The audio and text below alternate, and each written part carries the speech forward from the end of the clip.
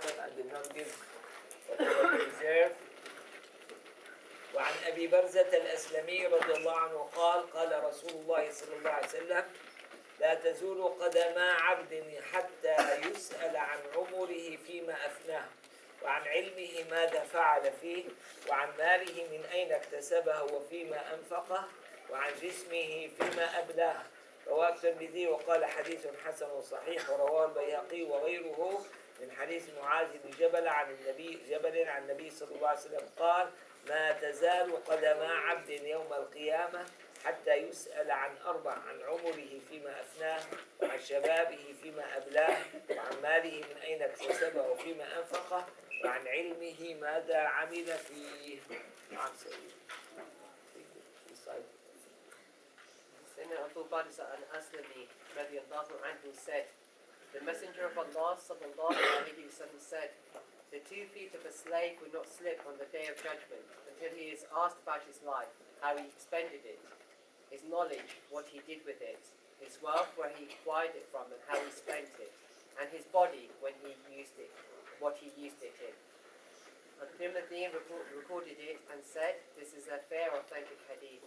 Al-Bayhaqi and others recorded it from the hadith of Sayyidina Mu'adh bin Jabal radiyallahu anhu from the Prophet sallallahu alayhi wa sallam, who said, the 2 feet of a slave will remain on the day of judgment until he is asked about 4: his life, how he expended it, his youth, what he used it in, his wealth, where he acquired it from and how he spent it, and his knowledge, what he did with it.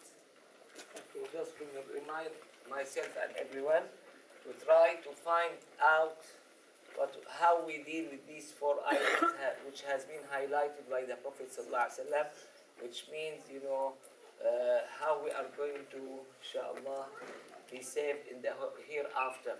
Because the Prophet ﷺ said, "Man nuqisha al-hisaba udil."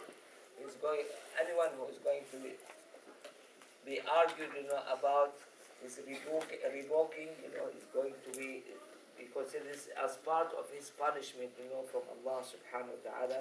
Nas'alullah as-salam. Then we move to number 19. وعن مجاهد عن ابن عمر رضي الله تعالى عنهما لا أعلمه إلا عن النبي صلى الله عليه وسلم قال من قال إني عالم فهو جاهل. رواه الطبراني عن ليث وابن أبي سليم عنه وقال لا يروى عن النبي صلى الله عليه وسلم إلا بهذا الإسناد. Mujahid reports from Sayyidina Ibn Umar radiyallahu anhu, and I only know it from the Prophet sallallahu alayhi wa sallam, who said, whoever says I am a scholar is ignorant. What did I understood from this hadith? That Islamic knowledge, Zakir knowledge, is not similar as the others, okay? In the other aspects, the most knowledgeable one is the computer, or they said Shaykh Google nowadays, or this or that, okay? But here, when anyone said, I am a knowledgeable person, or I am a scholar, he may be truthful that he felt that he has a lot of knowledge, okay? But he missed one part. What? He missed the reality of being given this from Allah subhanahu wa ta'ala. And this is favor of Allah subhanahu wa ta'ala on him. He missed the tawfiq or the support of Allah subhanahu wa ta'ala, which enabled him, to achieve this. He missed the benefit of the alim, because even though he may be one of the unique one, but he may not have any benefit or any trace of his ilm on himself and on the others. So here, this hadith, we should look at it, when we say seek knowledge, we should look at it with its surrounding. It's not taken as a pure data alone, okay? That's why teaching in Muslim communities has been completely different, has been considered as unique relation between the teacher and the student. in some ahadith, it has been described as inheritance.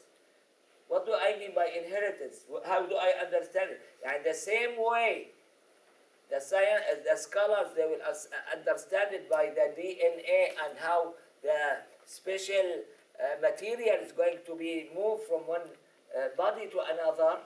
Here, when we speak about the souls, we are going to find whether we feel it or not, whether we understand it or not, we are going to find this special relation.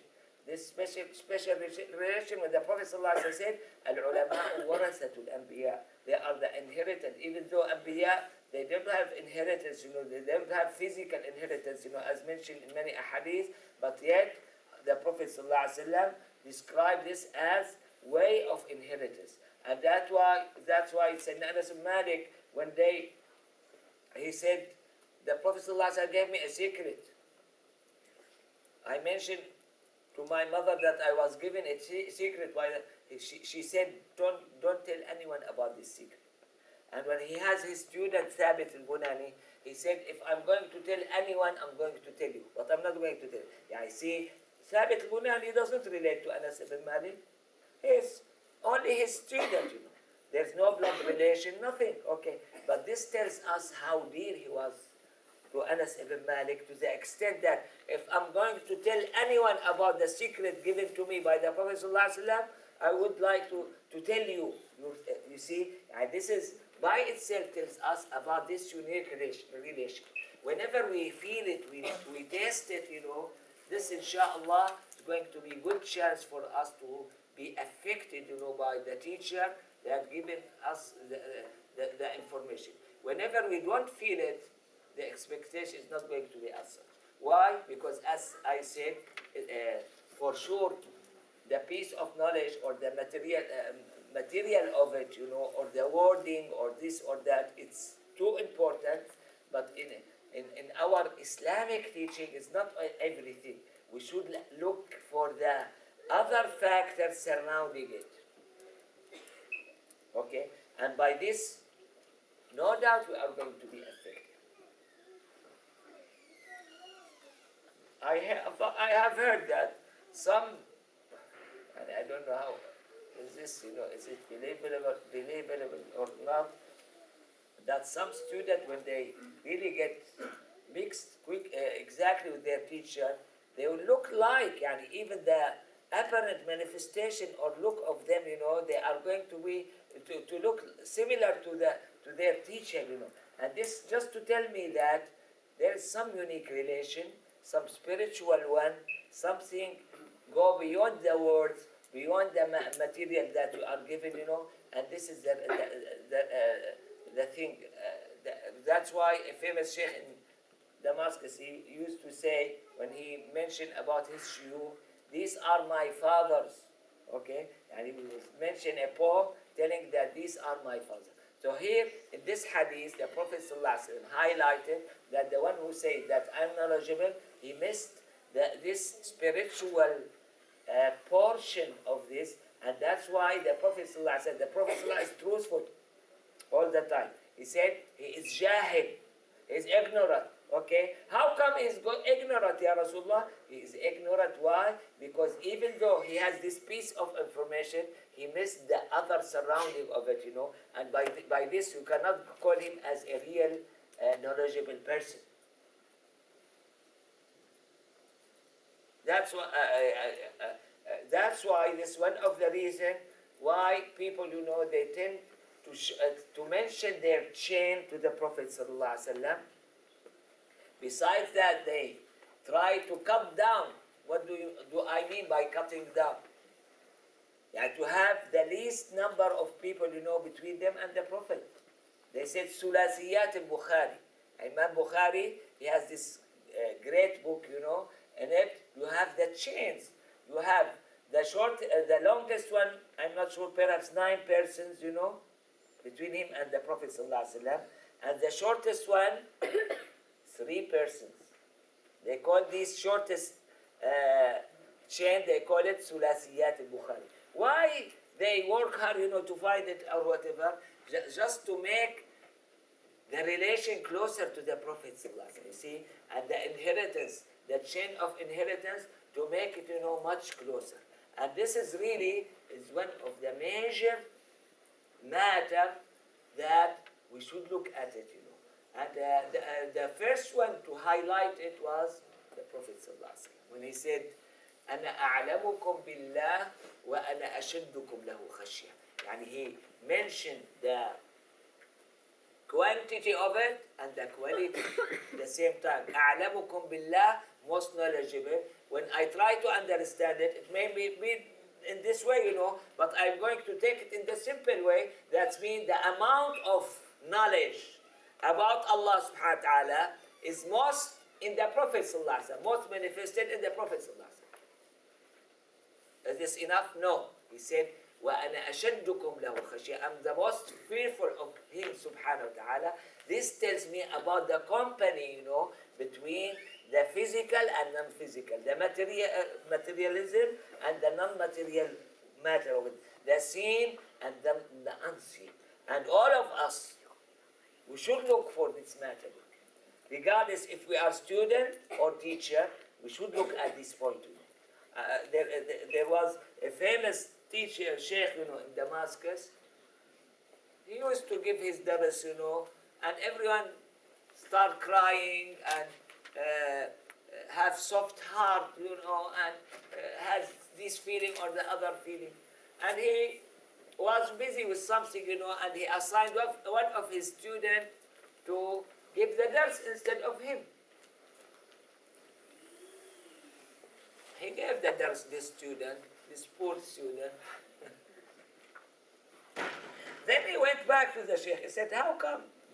I exactly gave them the same wording of you. Yani, I did not bring anything from my side, but no one did cry or did have this spiritual feeling, or you name it, He said, listen, my son, this has been prepared by 10 juz'. I recite them overnight, before coming to the dars. Inshallah. You see, here he tells us about his preparation. And this preparation should take place from both sides, from the teacher himself and from the student, okay? And by this, you see how great the companion of the Prophet ﷺ, they used to be as student of knowledge, as student of him, sallallahu alaihi wasallam. Why? Because we cannot speak about the preparation of the Prophet ﷺ. It's way above our limit, above our understanding. And for sure, when we may speak about the preparation of the companion, these are the people who loves the Prophet ﷺ a lot, And love per se is going to make the relation, the receiver, much more sophisticated, in receiving those knowledge, spiritually and materially, in the material and the spirit. And the Prophet ﷺ, in another hadith, he gave the example of combination of them. He said, when Sayyidina Abu Hurairah complained to him that, Ya Rasulullah, I hear a lot, of your ahadith, and I forget some of them. He said, expand your soul. Okay? And the Prophet ﷺ, by his holy hand, he started to put something there. What is this? I don't know what is this. Here, but what I understand, that the Prophet ﷺ gave him something physical and something non-physical. And we should have both of them in all of our teaching experience. So please, when you go back, don't sleep. Pray 2 rak'ahs, just to help me, because many times I feel myself, too ugly, and not successful, at all in conveying the idea that I would like to convey to the people, and this is significant deficiency, from my side. And here Ismail has his question. Yes, go ahead. Is this a strong hadith, and what year did the Prophet Messiah? But I did not understand. The same question. Same question that we answered yesterday. صحة الحديث ومتى. Oh. here he said, in this hadith, you have Lays ibn Abi Sulaym. Lays ibn Abi Sulaym, a person who tend to have some mistakes, or forget the ahadith, okay? He's quite religious person, he's not liar, okay? But he doesn't have the art of narration. That's why he's considered as weak person. And by this, you may call this hadith as weak, but inshallah, we are going to have an idea. I'm going to ask the same question, why do you keep asking, about this, Are you going to leave it away on this hadith, or you are going to be, you are going to take it seriously? Okay, Jazakallah. How does a student make preparation? Good question. I don't know the answer. The problem, I don't know the answer. But here, to have good spiritual or high spiritual preparation is good.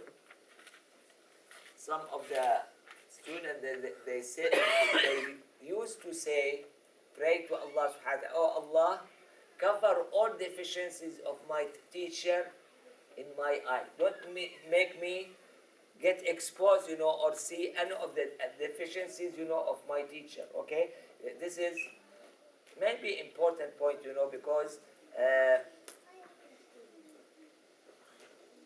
if we want to speak about it physically, you are going to get benefit according to your expectation. Okay?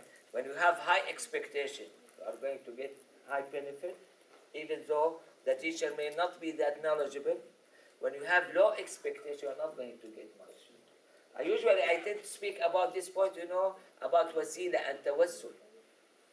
And I wrote something about tawassul. Then I figured out, those people who make tawassul to the Prophet ﷺ, they are the people who have high expectation. And in my opinion, Allah subhanahu wa ta'ala, the most merciful, is not going to put them down when they have this high expectation. Those who doesn't make tawassul, either they don't know the Prophet ﷺ, or they don't have high expectation from him. Okay? And this has been practiced even in the time of the Prophet ﷺ. When he asked one Bedouin person, ask whatever you want to ask. Many of the companions, how lucky is this person? Now he's going to ask, go ahead. He said, I want few camels.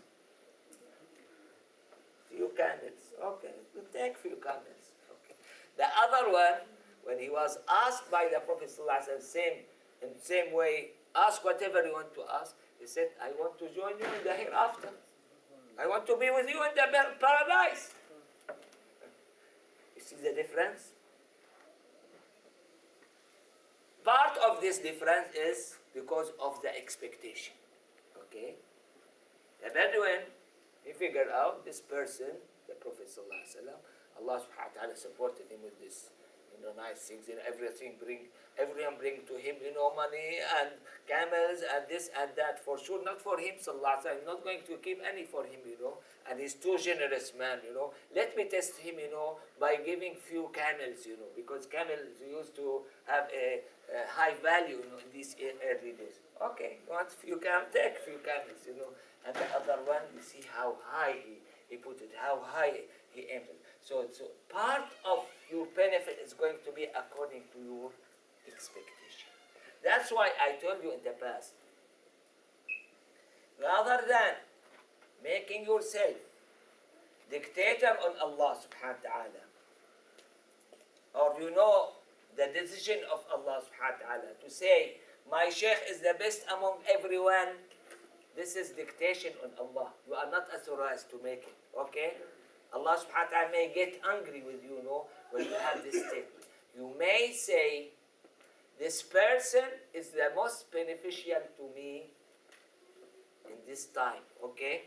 By this, you are going to have high expectation in your shaykh, and yet you are going to save yourself, of the anger of Allah subhanahu wa ta'ala. Why? Because you did not speak in behalf of Allah subhanahu wa ta'ala, and you are not permitted, you are not given the authority to speak. You spoke about what? You spoke about experience. You spoke about your expectation from that person.